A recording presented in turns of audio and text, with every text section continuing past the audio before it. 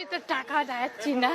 Paper paper. সূর্য ওঠার অনেক আগেই পেপার হাতে রাস্তায় নামেন খুকি। অলিগলি থেকে শুরু করে প্রতিটি রাস্তার ধুলো পায়ে মেখেছেন ১৯ বছরের এই হকারি পেশায়। ভাই আমি পেপারটা বিক্রি করে খাবো, কিছু চাবো না ভাই।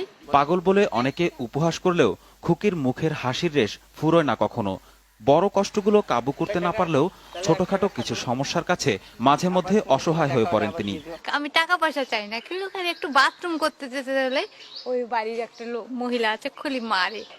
কিশোরী বয়সে বিয়ে হয়েছিল ৭০ বছরের এক বৃদ্ধের সঙ্গে, কিন্তু মাসখানেকের মাথায় স্বামীর মৃত্যুতে বিধবা হন খুকি। তারপর শ্বশুরবাড়ির ভাত আর খাওয়া হয়নি তার। মেজো ভাসু বললো কপাল কুণ্ডলা যেমন করে খায় তেমন করে খায়, খাওগা। তা আমি বল কপাল কুণ্ডলা কেমন করেছে, নৌকা বই। আমি বলছি আচ্ছা নৌকা বইবো না, রাজশাহী টাউনে সাদা সাদা ডিম বিক্রি করবো, আর আপনি সেই ডিমটা কিনে নেবেন। ভাইদের আপত্তিতে বাবার বাড়িতেও আর জায়গা হয়নি খুকির। সেই থেকে কিছুটা পাগলাটে হয়ে যায় এই নারী।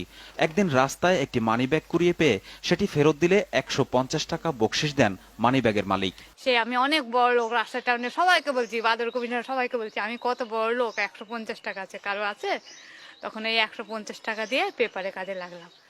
সারাদিনের ৩০০ টাকা রোজগারের মধ্যে নিজের খরচ মাত্র ৪০ টাকা। বাকি টাকা থেকে ১০০ টাকা দেন একটি এতিমখানায়, ৫০ টাকা মসজিদ মন্দিরে, ১০ টাকা ভিক্ষুকদের, আর হজে যাবেন বলে ১০০ টাকা জমা রাখেন একটি ব্যাংকে। ৬টা সেলাই মেশিন কিনে দিচ্ছি গরিব মেয়েদের, ৩টা হিন্দুর মেয়ের গরু কিনে দিচ্ছি। তারা বিধবা, তারা লোকের বাড়ি কাজ করতে পারবে না, দ্বিতীয় স্বামী ধরতে পারবে না, ওই দুধ বিক্রি করে খাবে। সহজ সরল বলে অনেক সময় খুকির কাছ থেকে টাকা পয়সা ছিনিয়ে নেয় কিছু বখাটে লোক, এমনকি মারধরও করে কখনো কখনো।